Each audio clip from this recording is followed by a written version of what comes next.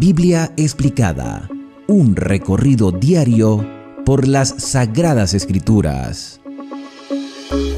Hoy vamos a continuar con el estudio sistemático de la Biblia y en esta oportunidad hemos llegado al capítulo número 3 del Evangelio de Mateo. Pero antes me gustaría compartir con ustedes un breve repaso por lo que hemos venido estudiando hasta el día de hoy, comparando los eventos de la vida de Cristo incluso con los otros evangelios, para que tengamos un panorama completo de todo el ministerio de nuestro Señor Jesús.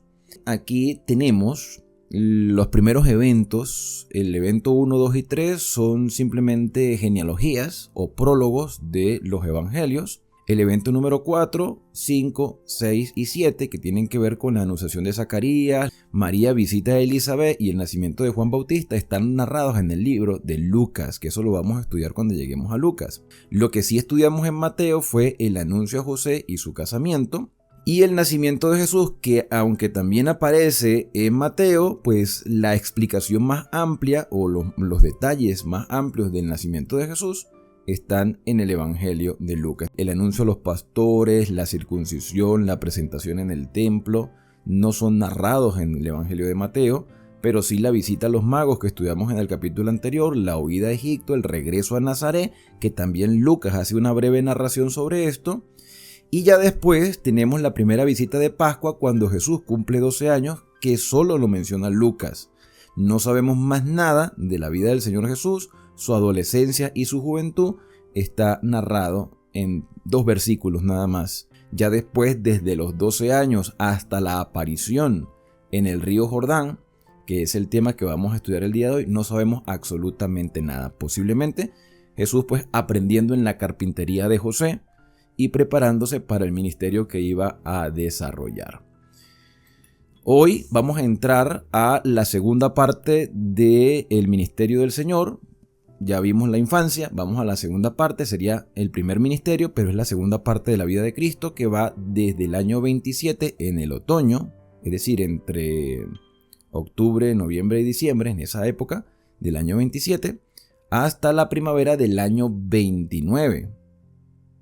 Allí vamos a ver el ministerio de Juan Bautista, evento que se narra en Mateo, Marcos y Lucas, el bautismo de Jesús, que también lo narra Mateo, Marcos y Lucas, junto con la tentación en el desierto. Los sinópticos narran todo este evento y ya después Juan Bautista declara a Jesús después del bautismo, después de la tentación en el desierto, lo señala como el Cordero de Dios que quita el pecado del mundo, y esto solo aparece en el Evangelio de Juan. Juan también narra acerca de la manera como los primeros discípulos comienzan a seguir a Jesús y el evento de la boda de Caná, cuando convierte el agua en vino, pero eso solamente aparece en Juan. Así que lo que nos corresponde con Mateo unido a los otros 2 sinópticos es el ministerio de Juan, el bautismo y la tentación en los capítulos 3 y 4. Y hoy vamos en este video a estudiar el capítulo número 3.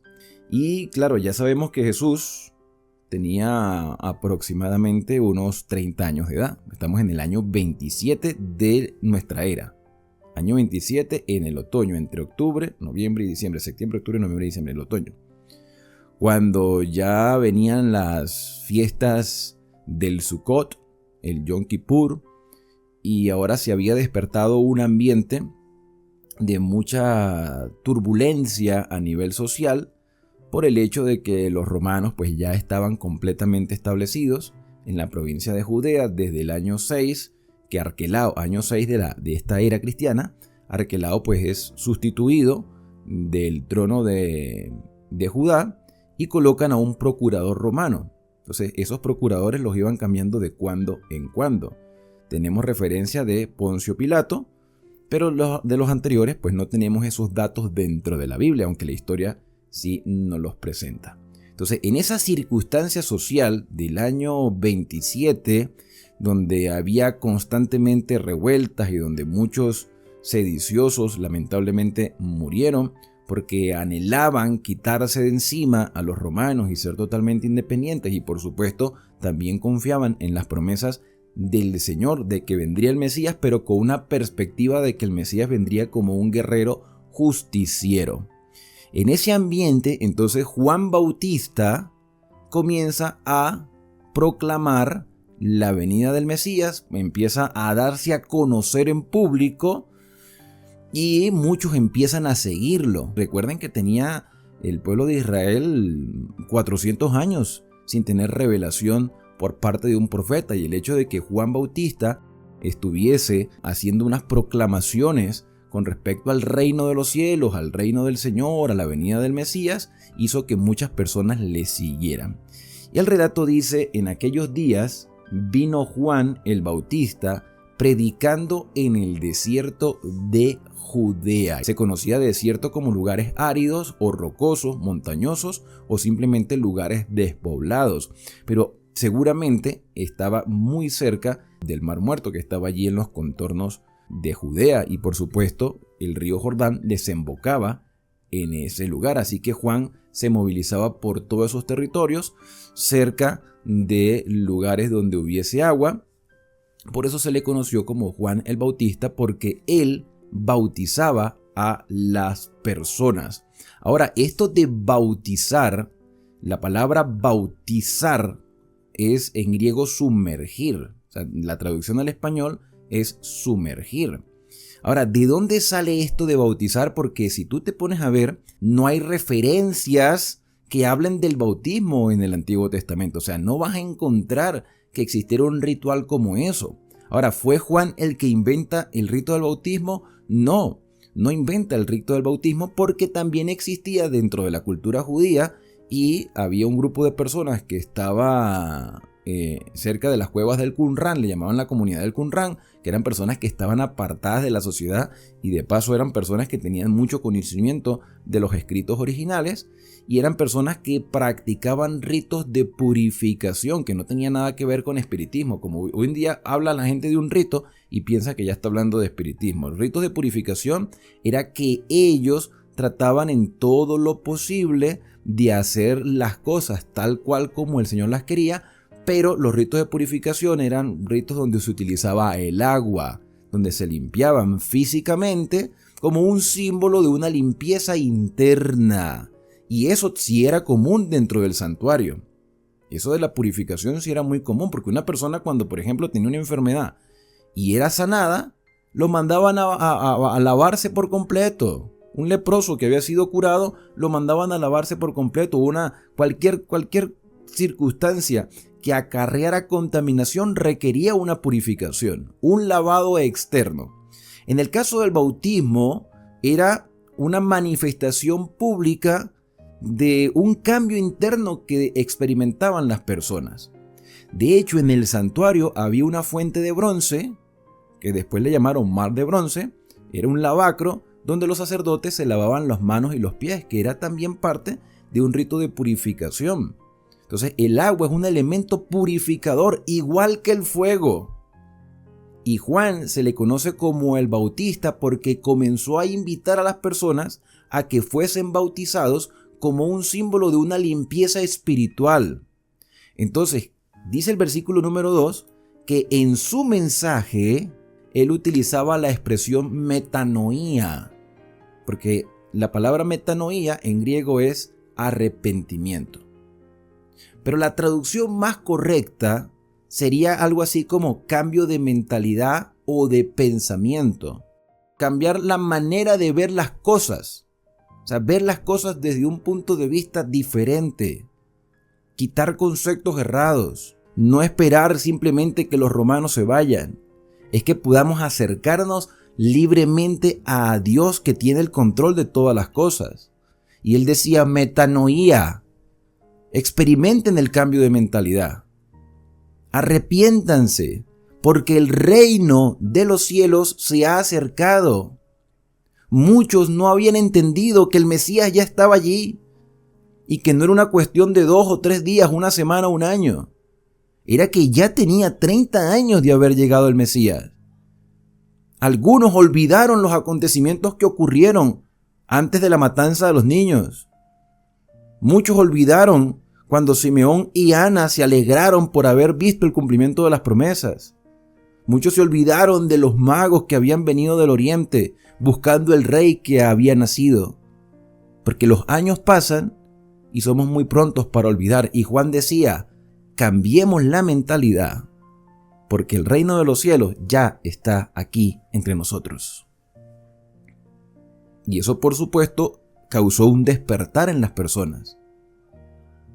Dice el versículo número 3, pues hablando Mateo acerca de Juan, Juan es aquel de quien habló el profeta Isaías cuando dijo, voz del que clama en el desierto, preparad el camino del Señor. Este es de quien habló el profeta Isaías. ¿En dónde habló el profeta Isaías acerca de Juan Bautista? En el capítulo número 40, verso 3 de su libro, que ya estudiamos aquí en el canal. Si no has visto el capítulo 40 y su explicación, te invito a que lo puedas ver y así pues te pones en contexto también de este cumplimiento profético. Mateo aseveró, este es de quien había hablado Isaías, el que prepararía el camino del Señor. Ahora, ¿en qué consistía preparar el camino? Esto era una ilustración de algo que sucedía comúnmente y que seguramente también sucede en algunos países cuando llega un gobernante, cuando llega una persona de alta posición, incluso en las empresas. Cuando llega un jefe de alguna sucursal o que va a hacer algún tipo de evaluación, la gente se encarga de preparar todo para que se vea adecuadamente. Los reyes, antes de visitar una de sus aldeas, los súbditos eran enviados con anterioridad para que taparan todo bache, todo hueco que había en la carretera y que toda parte levantada de la carretera fuera allanada, o sea, que el camino estuviera preparado para que no hubiese ninguna contrariedad al momento que su señor viniera por esa vía. Enderezar las sendas. Ahora, desde lo espiritual, la preparación del camino y el enderezar las sendas tiene que ver con el corazón de quienes ahora somos creyentes.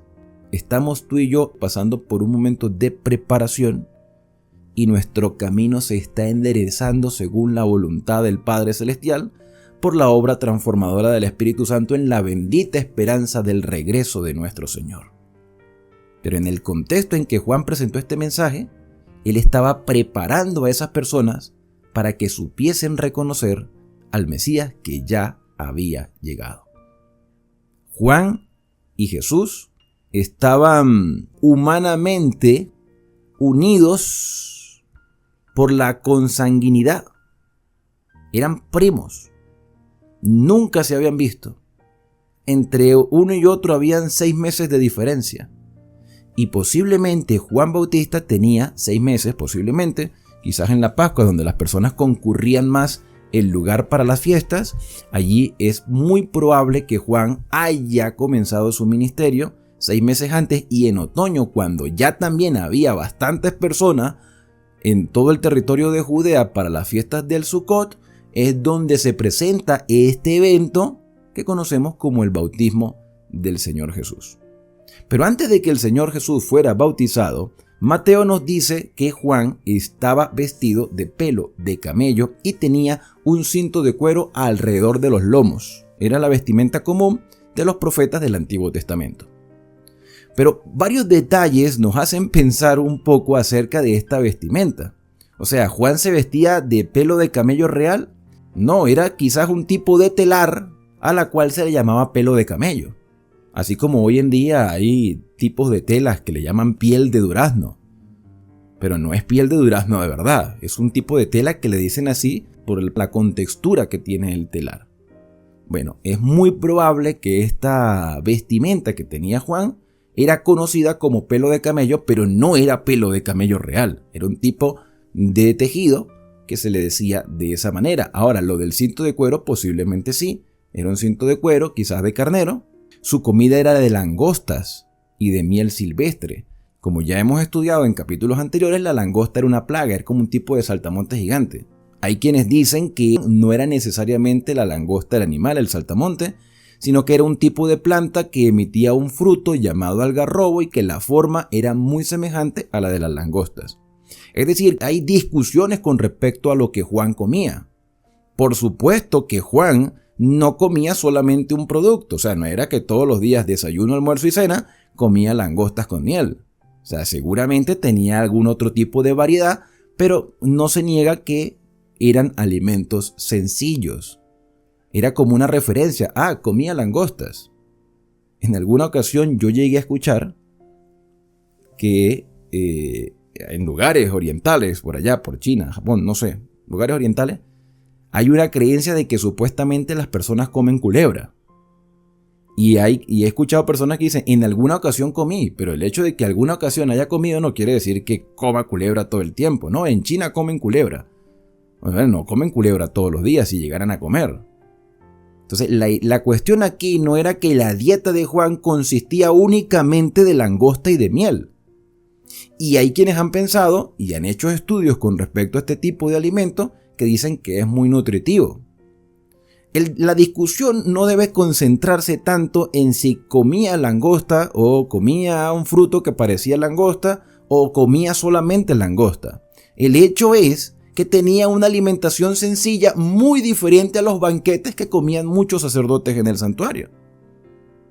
O personas que tenían ciertos tipos de recursos. Juan trató de diferenciarse en tener una vida sencilla. Esa es la esencia del mensaje. Su vestimenta era sencilla. Su comida era sencilla.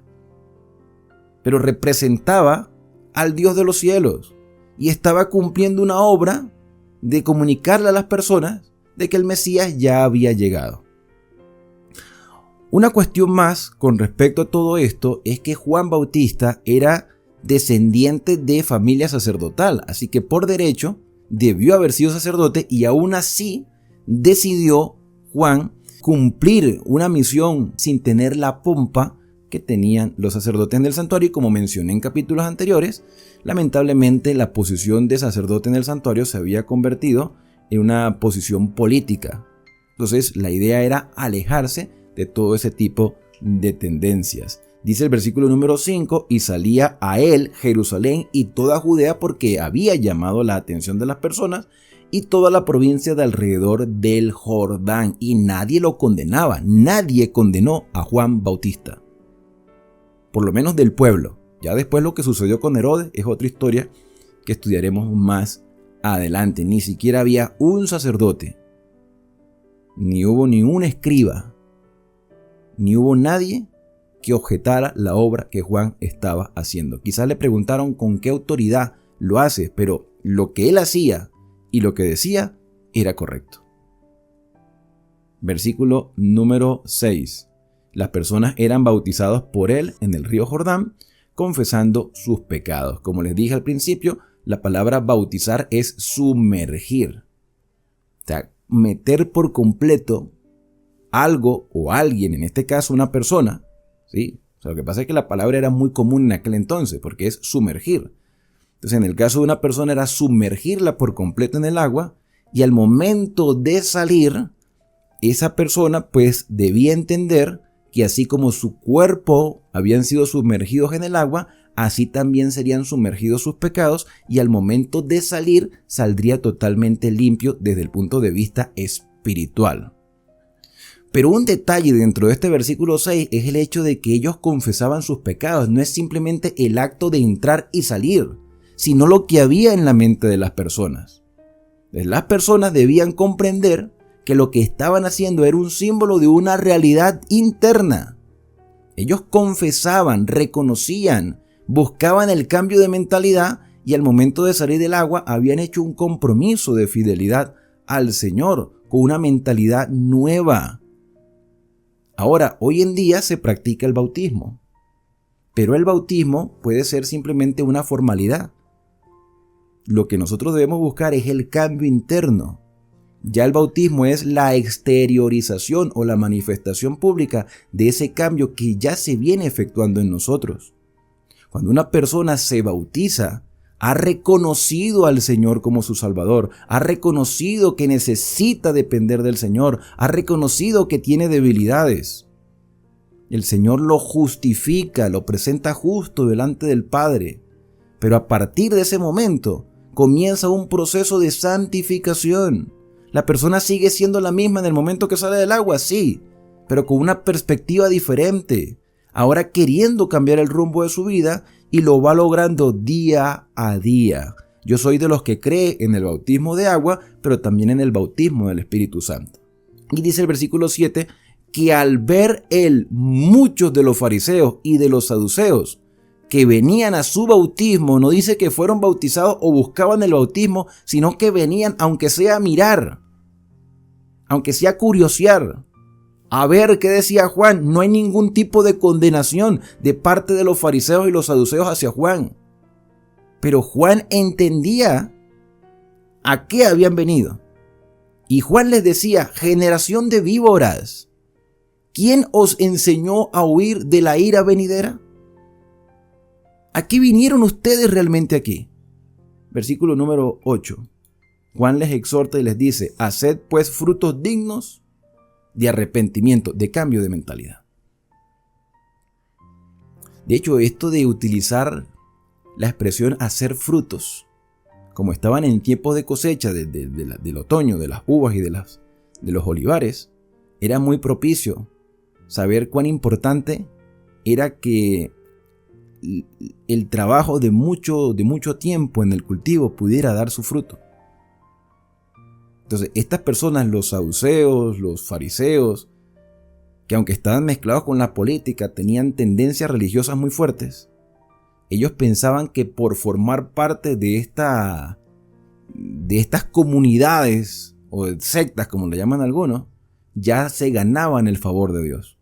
No era pertenecer al grupo de los fariseos o pertenecer al grupo de los saduceos, que eran personas religiosas y que seguramente había muchos fieles. No era simplemente pertenecer a, sino ser realmente un verdadero seguidor del Señor de corazón, dar un verdadero fruto. Hoy en día no es muy diferente la condición de muchos cristianos, porque creemos que porque pertenecemos a la denominación X o Y, ya tenemos el favor del Señor. No es que tú estés como miembro de una organización o un sistema religioso, es que tú realmente seas un converso, que puedas dar fruto, los frutos del Espíritu: gozo, paz, paciencia, benignidad, bondad, fe, mansedumbre y templanza, que son los verdaderos frutos de un corazón arrepentido o de una mente transformada, que ha cambiado el rumbo de su vida. Y Juan decía, mira, ustedes están aquí, pero ustedes no están aquí para aprender. Ustedes se creen superiores a los demás. Generación de víboras, ¿quién los enseñó a huir de la ira? Ustedes piensan que porque pertenecen a este grupo selecto de religiosos, ya se han ganado el favor del Señor. Y eso no es así. Ahora, hermanos, Juan les dice, no penséis dentro de vosotros mismos, a Abraham tenemos por padre. No, es que nosotros somos los descendientes directos de Abraham, como hoy en día los judíos en Israel dicen prácticamente lo mismo. No, nosotros somos los favorecidos del Señor.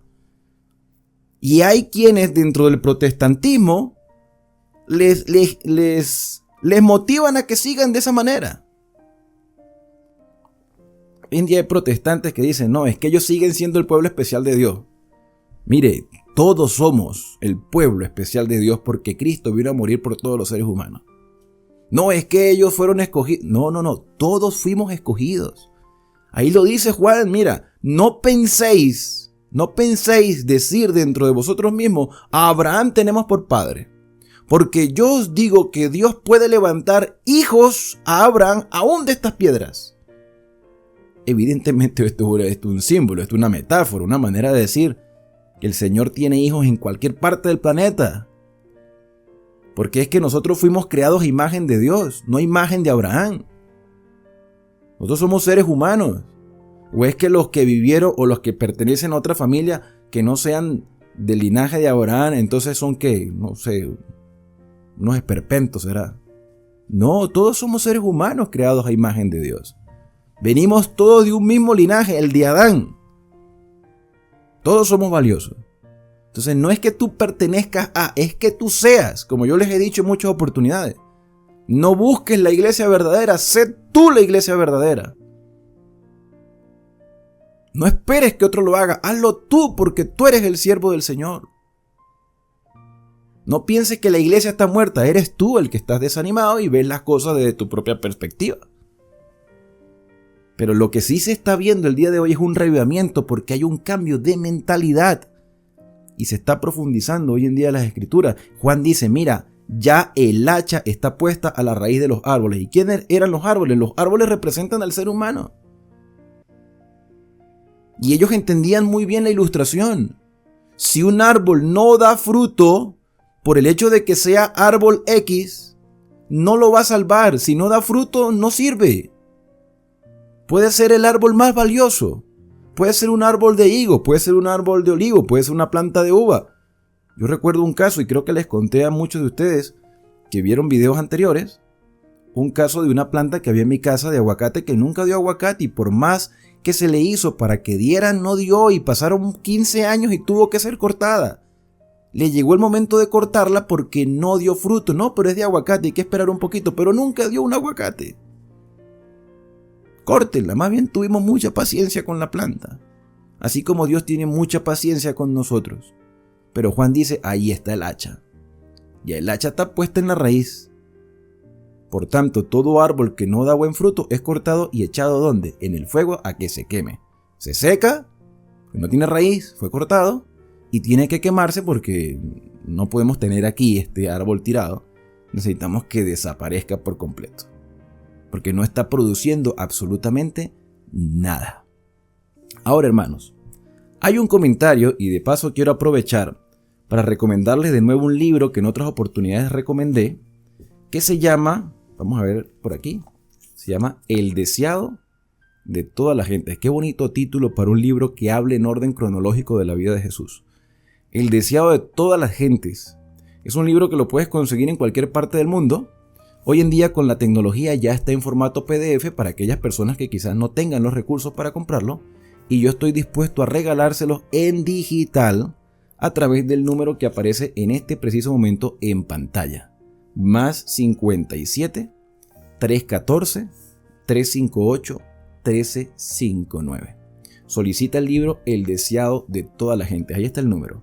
Más 57 314 358 1359. Con respecto a estas palabras que aparentemente son duras por parte de Juan a aquellos fariseos y saduceos que le estaban visitando, en el capítulo titulado La voz que clama en el desierto, capítulo número 10, dice: Juan veía que los hijos del pueblo estaban engañados, satisfechos y dormidos por sus pecados.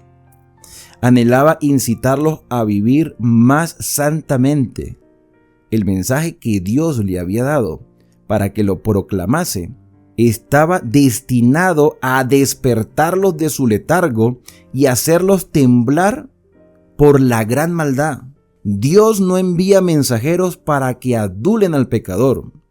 No da mensajes de paz para arrullar en seguridad fatal a los que no están santificados. Juan proclamaba la venida del Mesías e invitaba al pueblo a arrepentirse, y como símbolo de la purificación del pecado, bautizaba a las personas en el agua del río Jordán.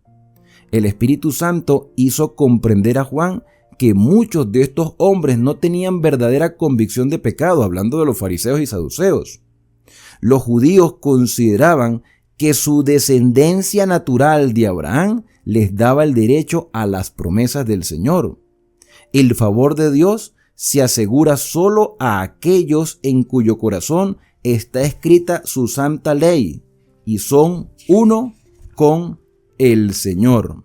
No por su nombre, sino por sus frutos, es que se determina el valor de un árbol. Si los hombres se aferran al pecado, llegan a identificarse con él. Entonces la gloria de Dios que destruye el pecado debe destruirlos también a ellos. En el tiempo de Juan Bautista, Cristo estaba por presentarse como revelador del carácter de Dios. Su misma presencia haría manifiesto a los hombres sus pecados. Únicamente en la medida que estuvieran dispuestos a ser purificados por sus pecados, podrían ellos encontrar comunión con Él. Únicamente los limpios de corazón podrían morar en su presencia. Y por eso es que el bautismo era un símbolo de purificación, era un símbolo de lo que estaba en la mente de las personas. Vamos ahora con el versículo número 11, donde Juan dice: yo a la verdad os bautizo en agua para arrepentimiento, para cambio de mentalidad y pensamiento y rumbo de vida. Pero el que viene tras mí cuyo calzado yo no soy digno de llevar, es más poderoso que yo, Él os bautizará en Espíritu Santo. Entonces hay dos bautismos, mis queridos hermanos. El bautismo de agua, que es una manifestación pública, es una evidencia pública del cambio que ya estoy experimentando y de lo que quiero, ese cambio que quiero que el Espíritu haga en mí. Y tenemos el bautismo del Espíritu Santo y fuego. Nótese el detalle. Espíritu Santo y fuego. No olvidemos eso, fuego. Agua y fuego, elementos de purificación. El agua limpia y el fuego consume. ¿Qué consume el fuego? La escoria del pecado. Necesitamos ser bautizados en agua, pero también necesitamos ser diariamente bautizados en el Espíritu Santo y fuego para que el Señor erradique de nuestra vida el pecado, la maldad, las malas tendencias, los deseos, los gustos. Y eso fue lo que Juan quería proyectar en la mente de las personas. Esto es simplemente una acción, pero en ustedes está la decisión. Versículo número 12, hablando de el que vendría a bautizar en Espíritu Santo y fuego, o sea, el Mesías, el aventador, el instrumento que se utiliza para aventar el trigo, está en la mano del Mesías. Y Él limpiará la era, Él limpiará el campo de los cultivos, de los plantíos, va a limpiarlo, recogerá su trigo en el granero y quemará la paja, lo que no sirve, y aquí hay una diferenciación, aquí hay una obra de juicio, y quemará la paja en el fuego que nunca se apaga. Estamos en el versículo 12. Ahora, hermanos, mira, a lo largo de todo el estudio que hemos venido realizando, hay personas que se sorprenden como yo en algún momento, y lo sostengo, no es que yo haya cambiado de posición, el hecho de que el concepto que tenemos de infierno o de fuego eterno es muy diferente a como la Biblia lo proyecta. Y yo dije, pareciera que la gente quiere que sea verdad esto del tema del infierno. Primero que nada, aquí no aparece la palabra infierno. Eso lo vamos a estudiar en un capítulo más adelante. Aquí lo que aparece es el fuego que nunca se apaga, hablando de quienes serán condenados como la paja. O sea que como no tienen fruto, como no aprovecharon las oportunidades que Dios les dio, lamentablemente tendrán que dejar de existir. Pasarán por el fuego. Dios limpia el pecado, pero el pecado mora en ellos, entonces también tienen que morir. ¿Quiere Dios eso? Por supuesto que no. Por eso es que Juan está haciendo un llamado al arrepentimiento, a la confesión, al bautismo de agua y de espíritu, al cambio de mentalidad, a la transformación y al proceso de santificación continua. Ese es el llamado. Pero si las personas rechazan el llamado, Juan dice, mira, entonces la paja será quemada en el fuego que nunca se apaga. Esta expresión, fuego que nunca se apaga, que en otras versiones dice inextinguible, que no se termina, en griego es asbestos, así como lo están escuchando, asbestos, que quiere decir un fuego que constantemente está avivado. Ahora, ¿quién es el fuego que nunca se apaga? No hablemos del cuál es el fuego, sino quién es el fuego que nunca se apaga si Jesús está bautizando en Espíritu Santo y fuego. Pues Dios es fuego y eso lo estudiamos en prácticamente gran cantidad de capítulos de los profetas. Dios es fuego. Si los jóvenes hebreos fueron lanzados al fuego y no se quemaron porque el Señor estaba allí con ellos, porque Dios es fuego. En el libro de Apocalipsis el Señor aparece con ojos con llama de fuego. Entonces, estar en la presencia del Señor con pecado es perder la vida. Dios nos da la vida y Dios nos cubre con manto de justicia, pero si las personas no pasan por el proceso del arrepentimiento y la santificación, entonces se quemarán como la paja en el fuego que nunca se apaga, es decir, delante de la presencia del Señor. No relacionemos el fuego con algo inexistente como el infierno o como el concepto de infierno que tenemos nosotros, porque es innegable que la palabra aparece, pero eso lo vamos a estudiar en los próximos capítulos. Pareciera que estuviéramos relacionando el fuego del juicio con Satanás. No, Satanás también tiene que pasar por el fuego del juicio. Dios es el fuego que nunca se apaga. Dios es el fuego inextinguible, el fuego eterno. No es un lugar, es una persona, es un ser, es nuestro Dios. ¿Y quién puede resistir a la presencia del Señor? Lo dijo Malaquías en el último capítulo. ¿Quién podrá resistir el día grande del Señor? Sino solamente por la justicia de un Salvador. Por naturaleza estamos condenados a la muerte, pero por la gracia podemos heredar la vida eterna. Y necesitamos pasar por el fuego purificador, y por eso necesitamos ser bautizados todos los días con el Espíritu Santo. Quemará la paja, pero nosotros no somos paja, somos la cosecha y el plantío del Señor, somos árboles de justicia por los méritos de Cristo. Y eso, hermanos, debe fortalecer nuestra fe, debe motivarnos. Bueno, termina esta primera parte del capítulo y ahora viene el versículo número 13. Aparece el Señor Jesús, el personaje principal de toda esta historia. El Señor Jesús vino de Galilea, del norte de Israel, a Juan al Jordán para ser bautizado por él, para ser sumergido. ¿Necesitaba el Señor Jesús bautismo? Por supuesto que no. No lo necesitaba. Hay quienes dicen Jesús se bautizó para darnos ejemplo. Yo lo veo mucho más allá de darnos ejemplo. A partir de ese momento del bautismo, Jesús iba a comenzar su ministerio público. Antes no.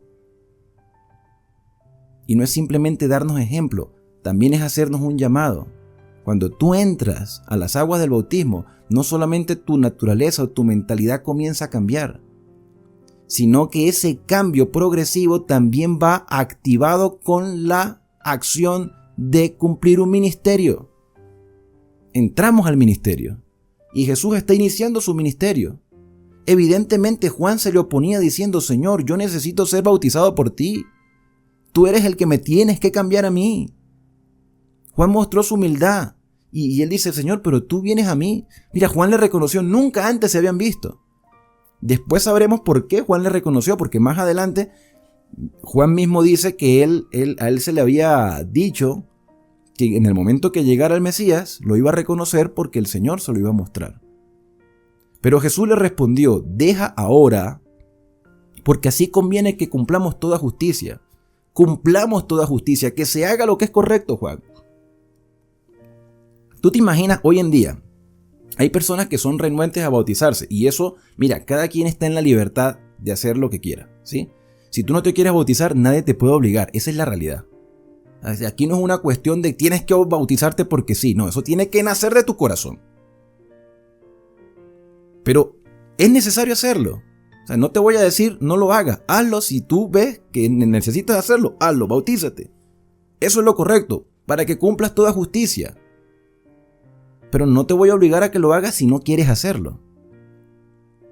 Ahora, ¿tú te imaginas que Jesús no se hubiese bautizado? Primero, que no lo necesitaba. Pero hubiese sido la excusa perfecta para muchas personas decir: si Jesús no lo hizo, ¿por qué yo tengo que hacerlo? Ah, Jesús sí lo hizo y no necesitaba hacerlo. Nosotros sí lo necesitamos. Pero tú tienes la libertad de decidir. Evidentemente, eso es una manifestación pública, es un símbolo, nada más. Pero tú diariamente tienes que tener tu comunión con el Señor. Yo tengo mi comunión con Dios aparte. Es una decisión tuya y está bien. Pero cuando uno vive una realidad espiritual, hermano, no la puede ocultar. Uno la va a publicar porque es para la gloria del Señor, para decirle al mundo: este camino que estoy recorriendo funciona. Y Jesús le dijo: dejamos, Juan, vamos a hacer que se cumpla toda justicia. Entonces él lo dejó. Y Jesús, después que fue sumergido en el agua, bautizado, subió del agua. No fue que se levantó al aire, no, subió, o sea que salió del agua.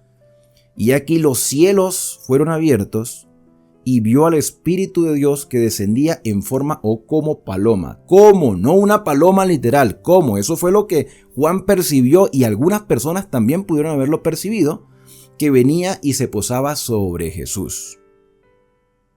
Ahora, hermanos, cuando estudiamos el libro del profeta Jonás, sabemos que Jonás, su nombre transliterado, traducido al español, es paloma. O sea, estaríamos hablando aquí de que Jonás era un mensajero que estaba huyendo de cumplir su misión. Entonces, aquí la forma de paloma es la indicación de que este mensaje es tan relevante, es tan importante, es tan necesario que todo el mundo lo tiene que conocer. El Espíritu Santo prácticamente pudiéramos decir, unge al Mesías. La palabra Mesías significa ungido, y a partir de este momento, con el deceso del Espíritu Santo sobre Jesús, Él comienza su ministerio como el ungido, el Mesías, el único. Y cuando el Señor Jesús, al final de su ministerio, le dice a los discípulos, vayan y bauticen, vayan y enseñen, vayan y hagan discípulos, también les recuerda, no salgan sin recibir el Espíritu Santo. Y después que estaban 120 personas en el aposento alto, 10 días después, el Espíritu Santo también desciende como ellos, pero ahora se les describe como lenguas de fuego. ¿Cómo? El Espíritu Santo es una persona, no es ni una paloma, ni es ninguna otra cosa, es una persona, es Dios. Y aquí viene la famosa discusión entre unicitarios y trinitarios, si Jesús es Dios o si no es Dios, o si hay tres personas en la deidad o es un solo Dios. Mira, esto es una discusión que yo no la voy a tocar en este momento porque vamos a tener suficiente tiempo para hablar de eso. Lo cierto es que el relato dice que Jesús salía del agua, se vio cómo el Espíritu Santo desciende sobre él en forma de, no exactamente era una paloma, sino en forma de, o esa fue la percepción que se pudo las personas o pudieron percibir las personas que estaban alrededor. Lo cierto es que el Señor estaba siendo ungido para la iniciación de su ministerio aquí en la tierra.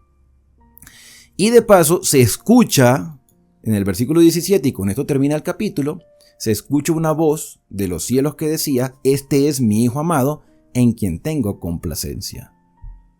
Yo puedo sentarme a discutir sobre el tema de la Trinidad o de la unicidad, y podemos sacar cuantos textos quiera cada uno sacar. Pero ¿cómo negar que aquí hay tres personas diferentes? ¿Cómo negar de que Jesús es una persona? ¿Cómo negar que el Espíritu Santo en forma de no es, sino que tiene forma, o lo percibieron así, se posa sobre él porque es una persona?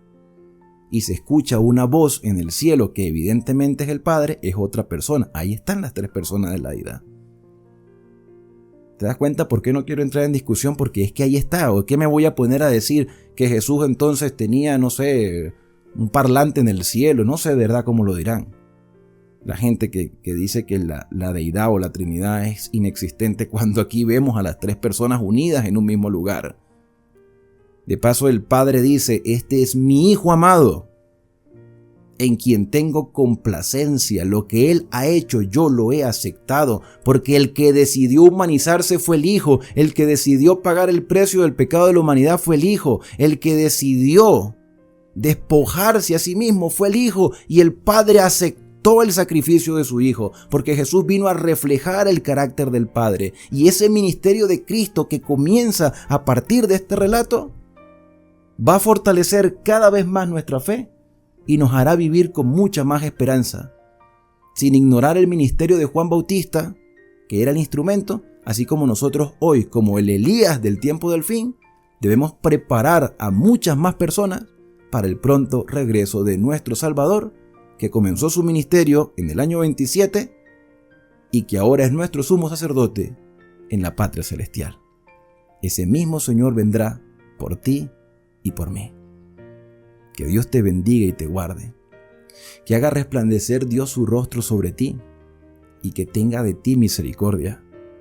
Que el Señor alce sobre ti su rostro y ponga en ti paz. Nos vemos en el próximo video, aquí en Esperanza, el canal de las Sagradas Escrituras.